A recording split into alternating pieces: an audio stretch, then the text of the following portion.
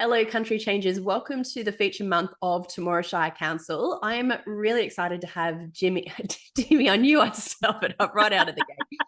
Dimi Jayawardene. Did I say that right? You did say that right.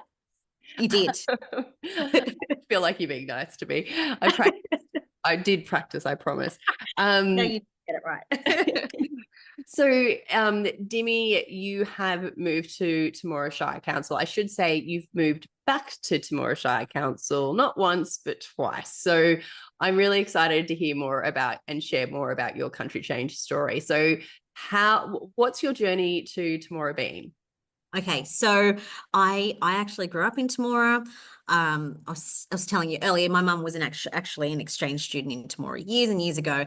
And so, Temora was my destiny all those years ago. So yeah, I grew up here. I left Temora when I finished school. I left for 15 years and then moved back. And that was, Temora for me, I just find so grounding. And, it's where my family is. And I'm very connected to my country roots here. And so it was, it was just the next step to come back for that growth at that time, that first time I moved back. So you moved back as a child, you spent your childhood there, moved away, Yes. had a career. You've got a really, really strong background in events and baking and media now. So if people are recognizing Dimi's face and you're a fan of the Great Australian Bake Off, Dimi was actually one of the finalists in the latest season that was released this year. I might actually just share a clip as well. So, living in the country clearly hasn't hindered your career progression by any stretch. Absolutely not. I think, so actually my background's in education. So I'm actually a primary and preschool teacher. So that's my background. So when I moved back the first time, it was to teach. I went back to uni as a mature age student, and I knew after the degree, being in Sydney, I would have to compete against so many other uni students that just finished the degree. And I had the connections back here to step into becoming a teacher, like first year out. So that, and those opportunities definitely, as soon as I moved back, I had all these casual work, and then eventually it led into full-time work. But I knew I would not have had those opportunities if I was still in Sydney. I just would never have received that full-time position. So that's how it all began, with that first move and opportunities. Yeah. I think a lot of people, when I was decided to move back, were like, what are you doing? That's just a step backwards. But for me, that was a step forwards, because I knew staying in Sydney was just not going to get me where I needed to be at that point. So we hear that a lot, that yep. it's just such a great way to climb the career ladder, because you're not just wearing one hat at a junior level. You are wearing multiple hats and often given a lot more responsibility a lot quicker. So it's giving you that breadth of experience and exposure. Yes, absolutely. Yes. And I just showed a clip, probably a little bit prematurely, of your Great Australian Bake Off journey. Well, the highlights of the finale.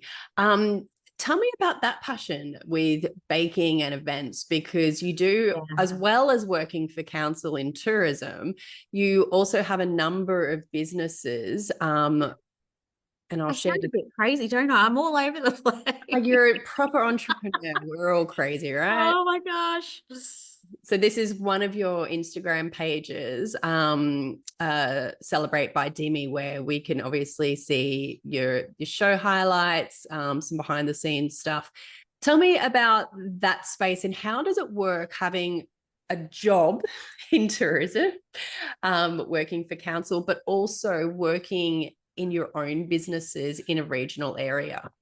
Yeah, I have always, so my baking actually started as a procrastinator when I was studying to become a teacher. So that all evolved as I was studying. And then when I moved back to Temora to teach, the passion for my baking that grew while I was studying really kicked off. So being in Temora, having the space time allowed me to bake and also teach at the same time. So I started Celebrate by Dimi in Temora back in 2016, I think. But again, could not have done it if I was in the city. I just wouldn't have had the time. So I think for me, being able to juggle both is definitely doable. And this time moving back because I knew I wanted to align, whatever I did had to align with my baking. So, and then just out of the blue, the tourism position popped up, and that was very aligned because moving back, I wanted to really showcase Temora and the Riverina through food. And when the tourism position popped up, I'm like, well, this is so aligned. Showcase Temora, I can showcase the Riverina, not just through food, but through everything now that I'm doing. So, and still continue to work on my side businesses. So yeah, it's just, yeah, I don't know. It's crazy how it's all kind of woven in and happened. Well, and that's quite often what happens in country areas. You get to have hobbies that intersect with community, your passions, Yes, your job. And I say job because I think when you love what you do, it's not really a job. exactly. Like you love getting up and going to work Yes. and contributing. For those who are new to country change, I'm just going to bring up a map of Temora Shire. So I'll just zoom in. That's the Shire, and it encompasses a range of different villages and townships. And the Temora sort of CBD is, as you will, is here. Area Park is gorgeous. It's got lovely little pub, and all of these other little townships are just gorgeous as well. But accessibility is amazing because, like a lot of the Riverina, you're in this sort of corridor, giving you easy access to Sydney, Canberra, obviously Wagga, Griffith, and then Melbourne, and even Adelaide if you're up for a bit of a bigger drive. Do you think, Dimi, was that a factor in going back to Temora, knowing that you did have that accessibility and that you weren't cut off from the rest of the world? Absolutely. A lot of my life is still in Sydney. So, it's a 4.5 hour drive. It's so easy. And I think the beauty of living in the country is you can have the best of both worlds because everything is so accessible. So, yeah, it's never really been an issue for me, being in the city. And then I've always loved that. I've always loved that, I've always felt grateful and lucky that I have the country and the city. Like it is just so nice to have both opportunities. So yeah, accessibility is just, yeah, it's never been an issue for me. I can still do everything I want to do from the country. And how would you describe the council and community when it comes to supporting businesses and entrepreneurs like yourself? Oh, they are so supportive. And if you are an entrepreneur, if you've got some ideas, if you are a doer, the community just rallies behind you. The council, like they will do everything possible to help you grow and create your dreams.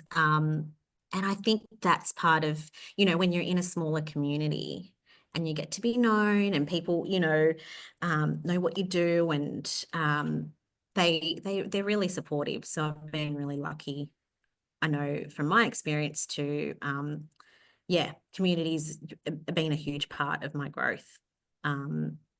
So yes. And one of the things I actually meant to mention, one of the great things about where Temora is they've got the council's very progressive, and they've got a lot of strong connections with surrounding councils. So one of the big tourism things is the Canola Trail. Did you just want to quickly mention the Canola Trail? Yeah. So the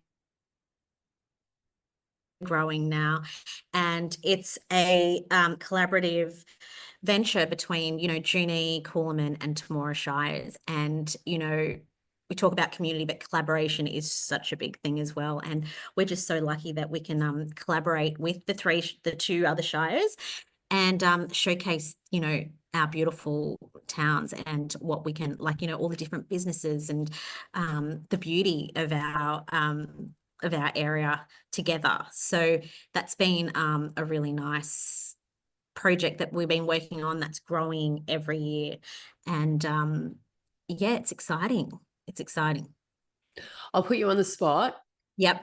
What would be your 3 top words to describe Temora for anyone who's never been there before? Oh gosh. Okay. Okay, three words to describe Temora. Progressive. It is progressive. I think opportunity and joyful. Oh, I like that. I like that. Temora is known as the friendliest shire, but It is, oh yes, and friendly, and so friendly, yes. well, But that's it where the joy brings comes lots of from, joy. right? Yeah, exactly, exactly. One of the things, sorry, I'm just trying to bring up not the map, the country change page. You know, what's a bit of singing? Why are you not sharing? Let's see if that works. All right. So I do share these during the webinar because it's a really great reference point. Our website for anyone interested in learning more about any of our places across the region, Riverina Murray, but specifically Temora, head to our places and pop on Temora Shire.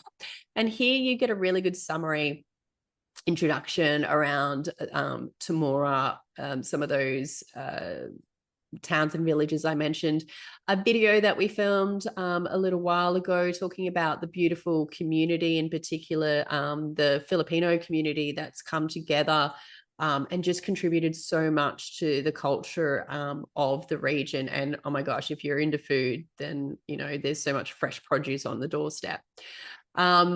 Getting in contact with council is a great way to, I guess, begin the journey because the council is, as you said, very progressive. So they very much want to support people and answer questions for anyone who might have, you know, questions about education, employment opportunities, business opportunities, because it's not just tourism. Temora offers a range of, I'm just trying to, industries and opportunities around business, obviously agriculture, tourism, and all of those flow-on businesses, I guess you could call it. Did you have anything to add to that, Demi, given that you sort of work in that space?